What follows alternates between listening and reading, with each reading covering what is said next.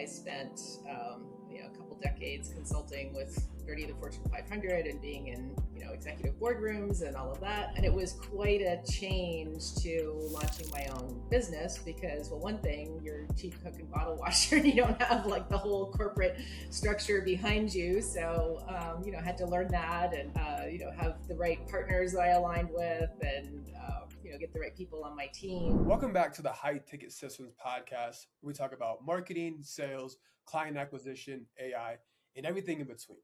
Today's guest is Diane Mora, founder of ZenChange, helping organizations turn complex change into clear, scalable growth. Everyone, please welcome Mrs. Diane Mora. Thank you, Jordan. Very welcome.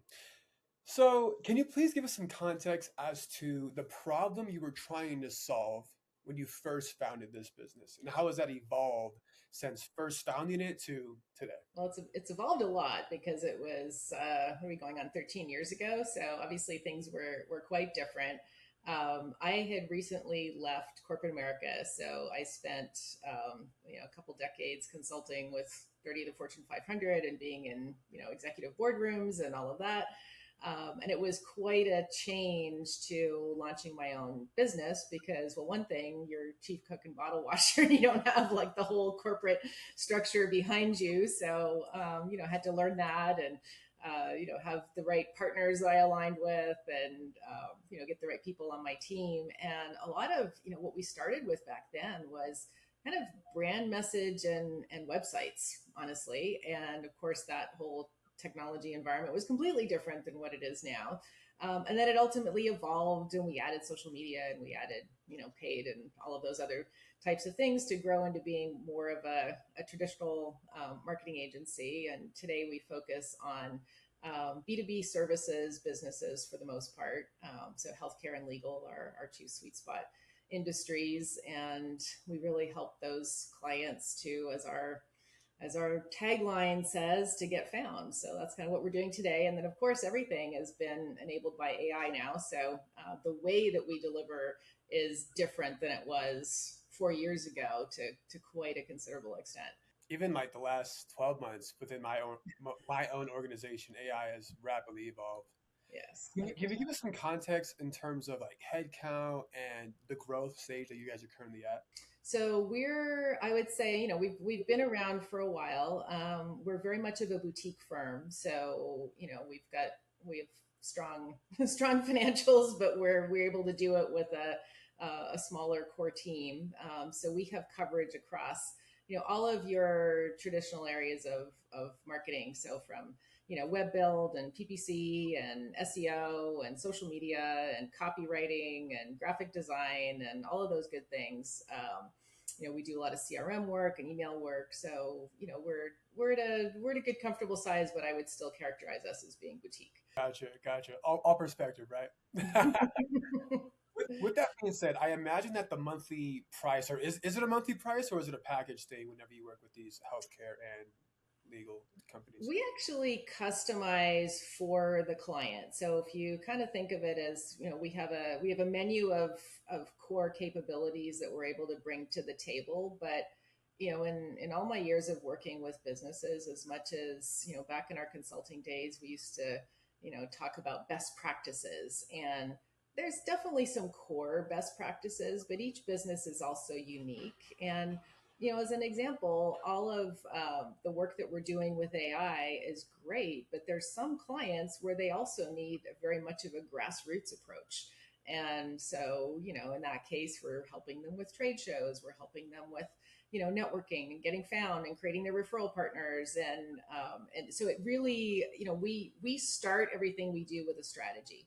And it's very different, especially because, a lot of our clients are more in the services space, that it's not like you're selling a widget and I just need to go run a campaign to sell your widget. It's a lot more detailed than that. And so, we're going through some pretty extensive discussions with a client on, who are your target personas and how do you reach, and where do we find them and what messages are going to resonate with them, and let's think beyond who's actually going to buy your services to who's going to refer you to people who will buy your services, because that's, as I always love to say, the gift that keeps on giving. I feel like that's my favorite part of owning a company or an agency, one might say, is the creative aspect, kind of putting yourself in your client's ICP.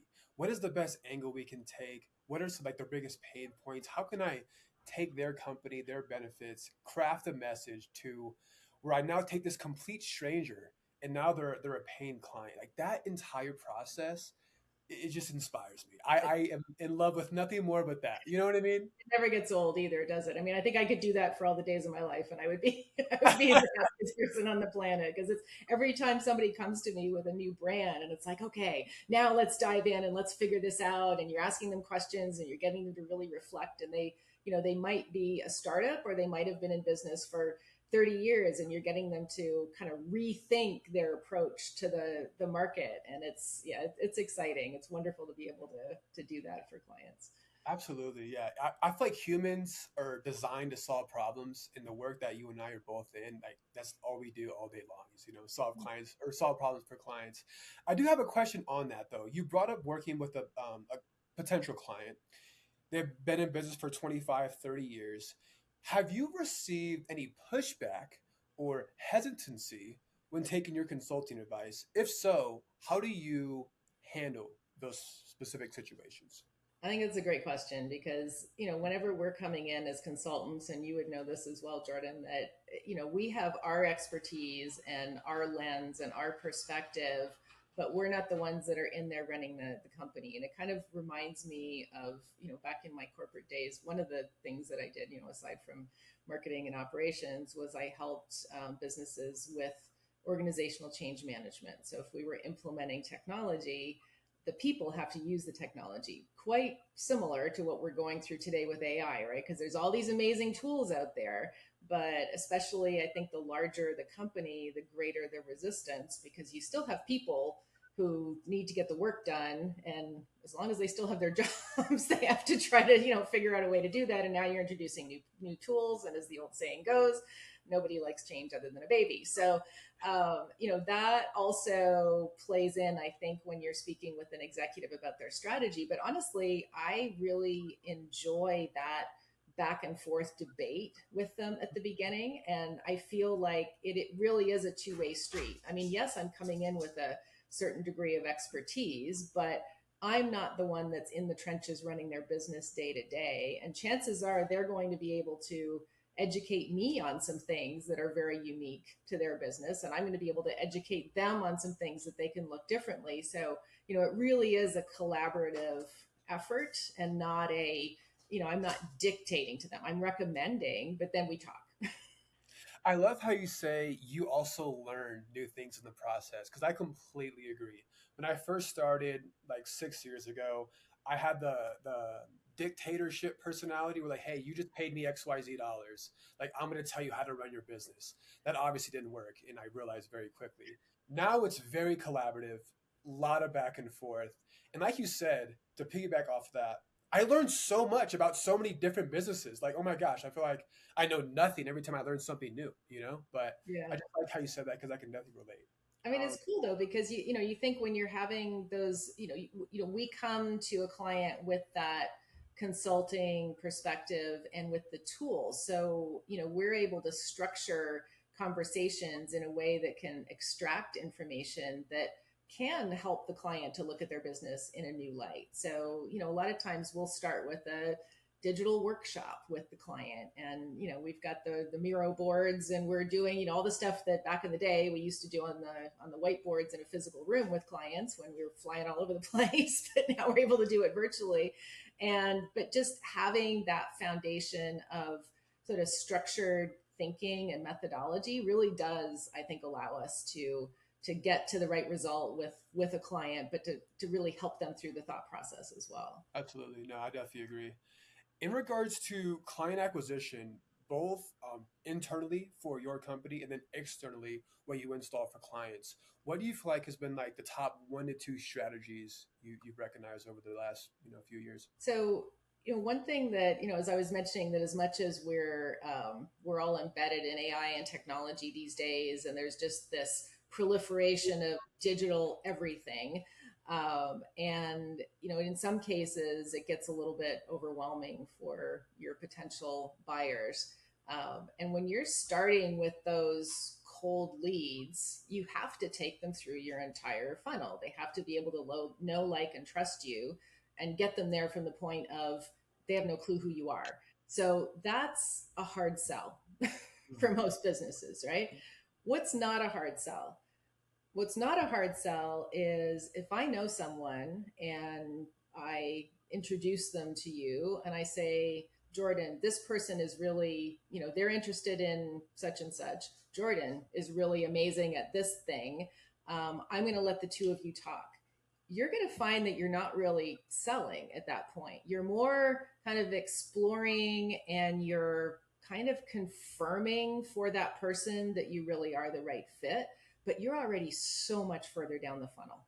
So, I mentioned earlier that I think referral partners are the gift that keeps on giving, and you have to be strategic with your referral partners. But that's something that I find it's worked very effectively for us. I mean, I have a couple of clients who are their VCs, and they just bring us into every deal because we've proven ourselves over the years. And I work with a client who's a restaurant consultant, and they bring us into their new concepts. And a client who's like an operations consulting firm, and they're brought us into a massive national deal as well. And because a lot of those deals are, it's not that somebody's necessarily going to be Googling to find you or looking on an LLM to find you. They're going to be doing that exploration.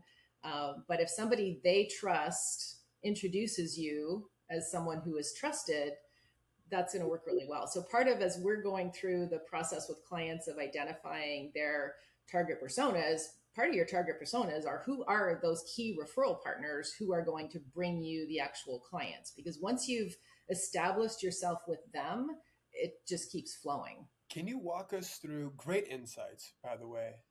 I don't have any strategic referral partners, at least not at the moment. I find that referrals are definitely the easiest sell. What's more convincing? Hey, stranger, I'm a salesperson. Here's my product. You should buy it for 5K as an example. Or hey, John, my friend over here, I think you would love this guy over here. Like, he helped me do X, Y, Z. I got this amazing benefit. You guys should definitely talk. Now it's like not a stranger anymore. Basically, what you're saying. So I guess two things enter my brain here. One is, how can you build trust, the know, like, and trust factor, and accelerate that process with cold traffic? And the second question I have for you is, how do you structure referral partners? Like, how do you identify this is a great prospect for a referral partner, and then once they are a good fit, how would you structure that deal? Okay, so couple of levels to that. So one is, if you're going to go out and expect to be trusted, you've got to look trustworthy. So that does come back to the digital, right? So you've got to, your LinkedIn profile has to shine. All of your social profiles, in fact, have to shine. You need to have a really solid website that is built for CRO. So for conversion rate optimization, it needs to, like, if somebody goes there, they need to resonate with you, feel like, oh, you get me, and be interested in taking that next step. Because a lot of, what do we do a lot of the times if someone, sends an email going, Fred, I'd like you to meet Jordan. He does blah, blah, blah. And, you guys get together. So what's Fred going to do? Fred's probably going to, check out the link in your, or, copy paste like your URL from your email and go, who is this guy, Jordan? And he's going to go check out his website. And it's like, oh, Jordan has a decent website. Jordan has a podcast. Jordan seems like he knows what he's talking about. Let me go and scope him out on LinkedIn a little bit. I mean, not everybody maybe is as quite as, I'm potentially a little creepy when it comes to checking people out, because I really want to make sure that I know who I'm dealing with, right? I'm not just going to bring you into my network if I don't have that feeling of trust. But so part of creating that authority is digital authority, right? And it's making sure that, what are you posting about? What are you writing about? What are the, who are you connected with? So, that's one part of the justification. And then another part is just the proof of work, right? So before someone is going to introduce you, they need to really feel like you're going to do a good job, because now they're putting their own personal reputation on the line. Sometimes you can get into, executive networking groups, not like your local chamber of commerce necessarily. Not that I have anything particularly against your chamber of commerce, but it's just not quite as niche. But if you get into, like an executive think tank type group where now you're dealing with the level of people that you feel are connected to the level of client that you would like to be connected with, and it could be an investment, but might be something to start with. And now you're showing your expertise to that group, you're developing trust with them, and now they're going to feel more comfortable referring you. And sometimes it can start small, but you get enough of that, you can snowball. And then with respect to who you should be looking to for your target referral partners, it's going to be who is either doing business with the clients that you want to do business with, or who is an advisor to the clients that you want to do business with. So, like in my case, VCs are great because VCs are dealing with startups and businesses who need the kind of marketing and consulting help that my firm offers. And so if I can prove myself with one of their projects, well, now that VC is going to be really excited to refer. And then it's easy, right? They don't have to think about it because all of these professionals, they have their circle. Like if all of a sudden, if you get into, God forbid, you get into trouble in your business and you need a business attorney, are you going to Google, like, not to say that you wouldn't, but like for something complex, right? It's gonna be litigation. It's not just I need a contract. Are you gonna Google like business attorney near me? Or are you gonna, call your cousin Joe, who is a criminal defense attorney, and say, hey Joe, who's a good business attorney that you know? Right? No, definitely, absolutely. I think you brought up something that kind of answered the first question of building trust. It was showcasing your work, and I think education. The fastest way that I can build trust with strangers is through education. If I teach them something new, something they haven't thought of before, they can now view me as a peer, and I have some expertise and authority on that subject. Now, when it comes to like liking that person, that might come down to appearance. That might come down to how you speak with your cadence, how you sound, X, Y, Z. None of that's really in your control, but your knowledge, your education ability, or educator ability, if that makes sense, is definitely one way that I like to use.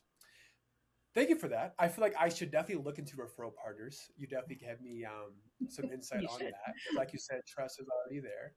As the team has grown and scaled, what do you feel like has been the hardest thing to systematize and kind of pass off to another leader? My brain. But here's what we did, and this is where AI plays in, right? But I mean, honestly, that's it, right? Because when you're a leader, and it's a common thing, you're coming to the table with all of this experience, and you have to train people who are less experienced to be able to take on more of what you were doing.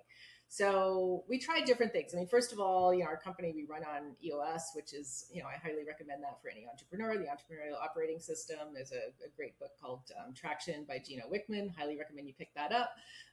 But aside from that, there's, well, actually, one of the things that is part of that methodology is that you need to have all of your processes documented.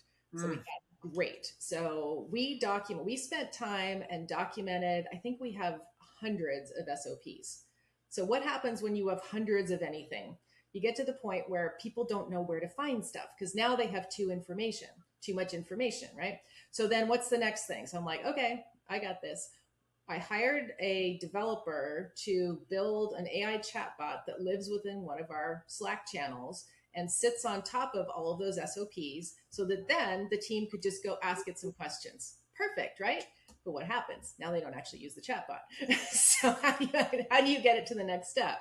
So thanks to the beauty of AI, I then developed a number of custom applications that we use internally that kind of force you through the process of our methodology to do the different things that we do, and embed all of those, I'm going back to the word best practices, but it's true in that case, embed all those best practices, the standards, the things that, normally that we would look for in QA, et cetera, et cetera. So now those are part of a system. So if you follow step 1 to 6 in this system, and you have to because the application is going to force you through it, then the outcome is going to be consistent with the methodology. So that's really been the evolution from information overload to using AI on top of information overload to then just kind of putting everything into a custom application. No, absolutely. SOPs allows you to duplicate the process, duplicate yourself, one might say.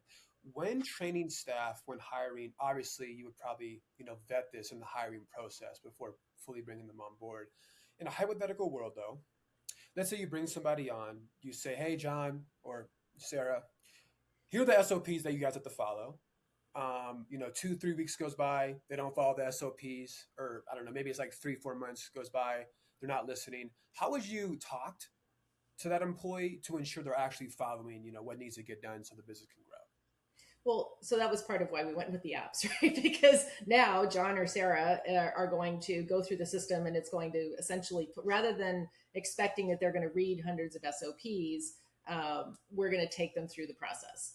And we're coaching them along the way. So it's not like a couple of weeks are going to go by and we're like, what the heck happened? John and Sarah didn't use the process. It's that old, the learning technique of, like, I'm going to show you how to do it, then I'm going to watch you do it, and then you're going to do it on your own. And Yes. that's really the process that seems to work, I find, with most people when it comes to learning something new. So that would be the approach that we would follow. That's funny. No, I do the exact same thing. So great insights there. So let's talk about AI and just AI agents. Internally, you brought up the chatbot. Besides the chatbot, do you have any other processes or autonomous agents that work internally within the organization? I would say they're not to the point where they're fully autonomous yet. There's still some work that needs to be done there from a security perspective before I'm ready to just unleash an agent to do its own thing completely. But they're guided, and they do a lot of the work that they help us. So within our applications, let me give you an example of building a website. So we start with, because again, we're very CRO focused. So we actually start with the brand story. So we have an AI enabled app that will lead one of our team members through developing that brand story. What are the brand pillars? What's the brand script? Who's the target personas? Who are the influencers that they should connect with? Like that whole thing. And then it's going to create the brand script. And then we use that brand script in order to first of all, we again have another AI enabled app where we have the whole sitemap and everything that we're trying to do with the website and the design direction and all of that. And we can iterate within the app on design direction as well. And then we feed it the brand script, and we feed it some other information, like there might be, call transcripts with a client. So when we're doing an onboarding call, we just like load in the transcript, load in their pitch deck, load in like whatever other stuff, email exchanges, like all of that. We're going to feed the AI with that. And then we've already structured the app we in particular follow the StoryBrand methodology for structuring content. So we already have the app structured to deliver the content in that format. And then once we feed it all of that information, it's going to give us all of that content, and then ultimately come up with a prompt that we can use to feed into the AI to develop a mock-up of the website. And so with all of that, now we should be pretty darn close to the end result. And of course, we have our actual human chief editor who is like looking at the copy and making, and we have to go back and forth with it because like AI is not.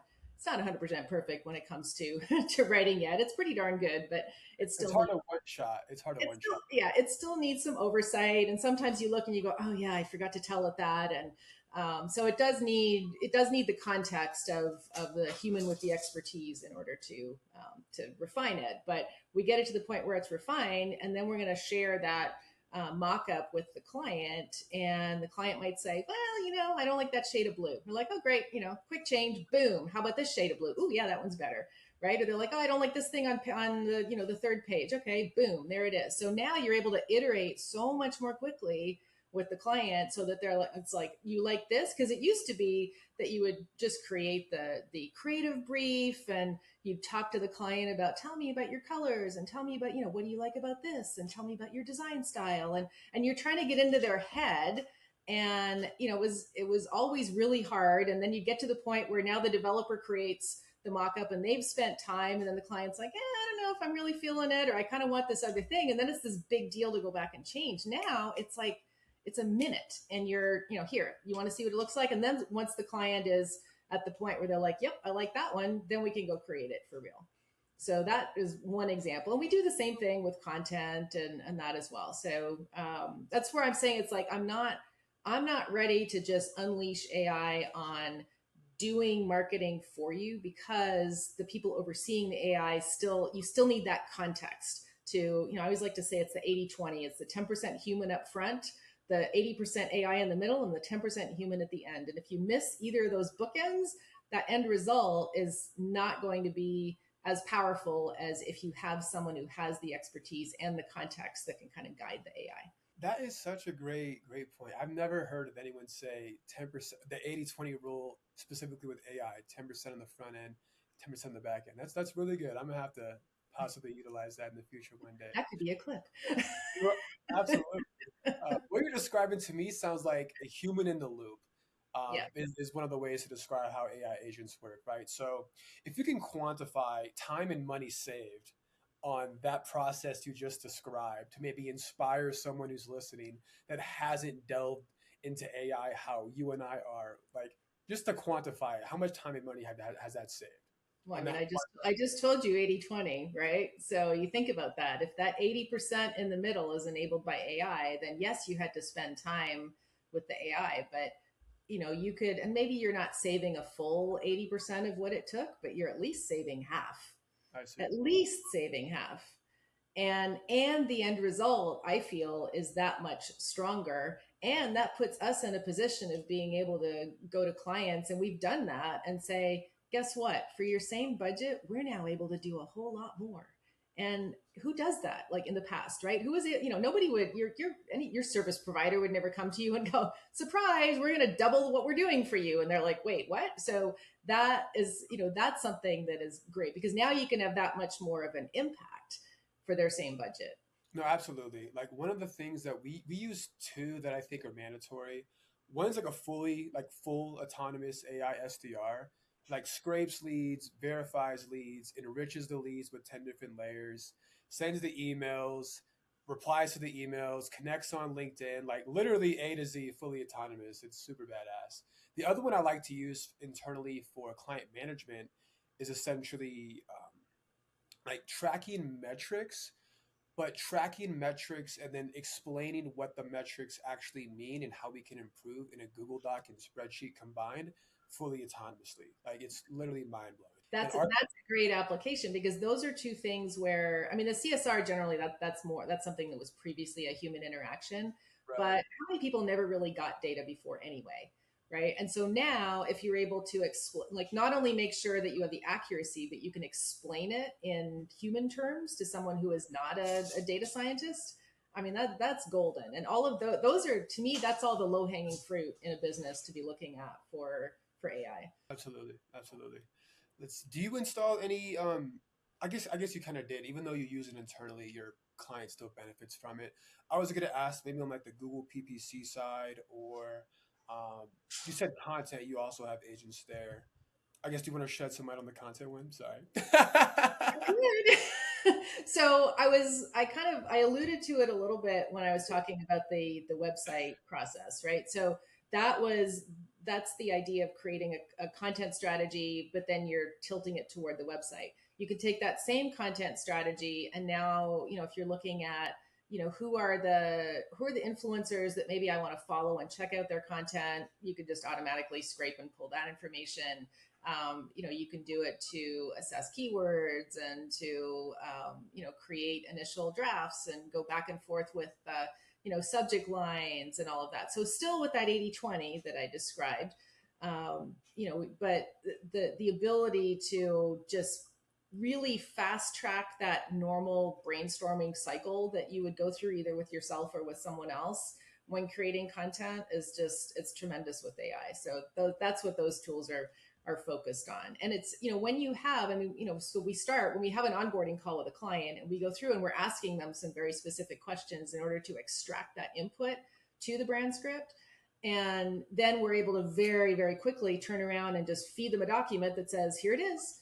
Are we okay so far? So now you're able to kind of iterate on these micro deliverables and they're check-ins. They're not only reinforcing to the client that yes, we are working, but they're also, they're checking in and making sure like the strategy is on track. So you can give them kind of, here's the initial cut at the high level, and now here's what we're thinking of doing in terms of your overall content strategy, and here's the pillars, and then here's a first pass at what we actually think the calendar would look like for the next 90 days. And so using those tools just helps us to iterate and create more content than we would have been able to in the past, but still quality, right? Because that's the problem with, I think, how a lot of people are using AI today is if you're just going into ChatGPT and cranking out a blog or cranking out a social media post, you'll have content. It doesn't mean it'll be good.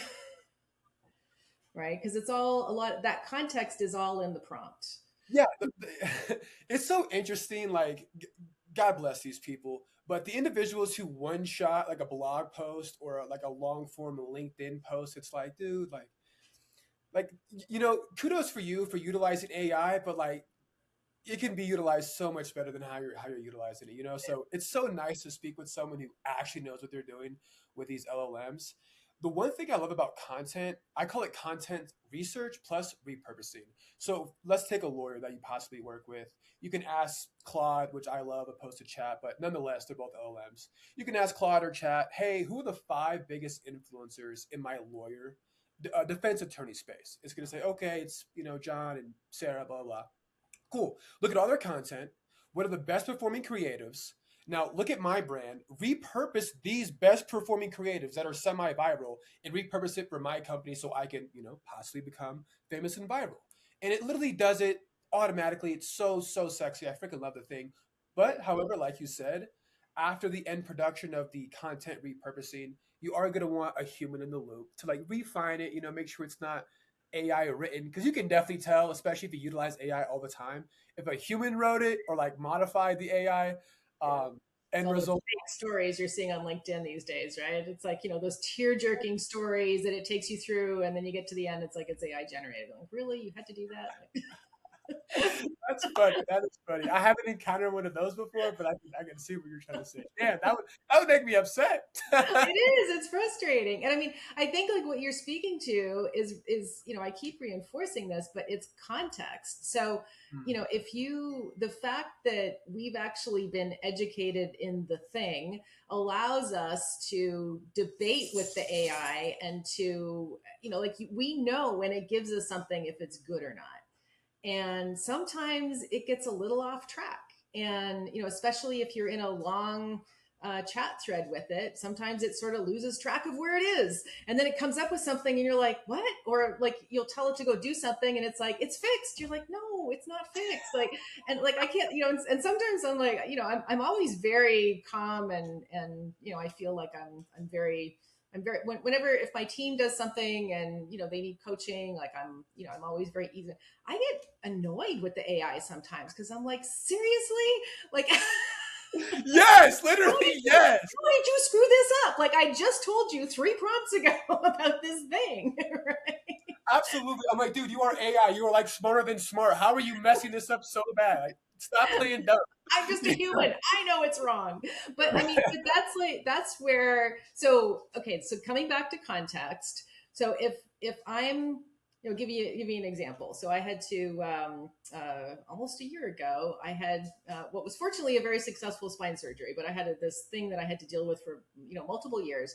And so I used AI to help me find my surgeon, which sounds kind of weird, but I decided to create a custom gem, and like I trained it in all the stuff, and I told it what was going on, and got it to find the least invasive procedure that was out there that was most leading edge.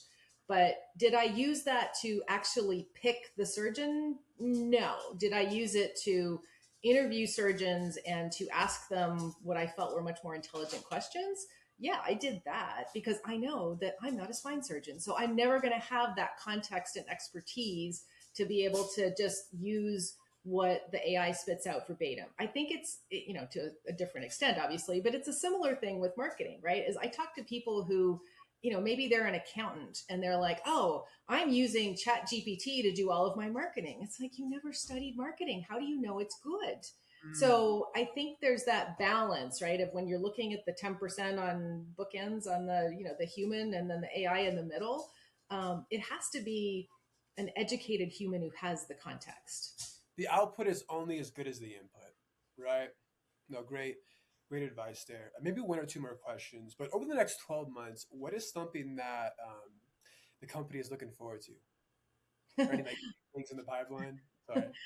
I mean, I think definitely super excited about all the changes that are happening in AI. So that this kind, like a year from now, we're going to look back on this episode of me talking about. I don't think that agents are quite ready. I can guarantee you they're going to be ready, right? So it's just like they're not. To me, they're not ready now, but they will be. And so I'm really excited about agentic AI. I'm excited about AI and robotics as well. I think that's super cool. I'm a little bit biased because my daughter's a robotics engineer, but I just think it's a fascinating field. And also, when I was a kid growing up, I used to watch the Jetsons, and it was Rosie the Robot, and I'm like, life would be great if I had my own Rosie the Robot. I just think that that whole area is fascinating and a really exciting direction. So, I mean, I've spent my entire career at the crossroads of technology and strategy in one capacity or another. And so, I'm watching what AI is really able to enable for us. And, if you think about the people, process, technology triad, I think the technology is what's going at light speed. And I think over the next year, our challenge as leaders is going to be to figure out how to get the process and the people to catch up with the technology so that we can truly harness all of its benefits. So that's what I'm most excited about looking forward. I do agree. It is some pretty fascinating stuff happening. Last question for you here. What advice would you give to an agency that's maybe 3 to 5 years behind where your company's at? I would say what I said at the very beginning is get those referral partners because that's going to help you land the significant clients that are going to really fuel your growth.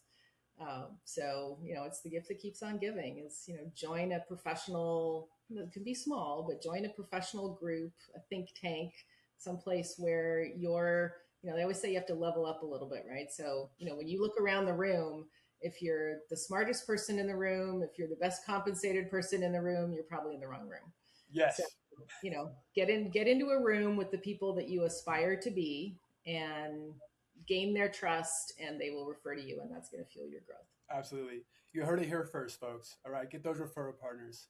It was a pleasure having you on. As you can see, I'm smiling ear to ear. I was laughing the whole time. It was honestly a really fun conversation. Thank you for joining us. Likewise. Thanks for having me, Jordan. It was great. Of course, audience, we'll talk to y'all soon.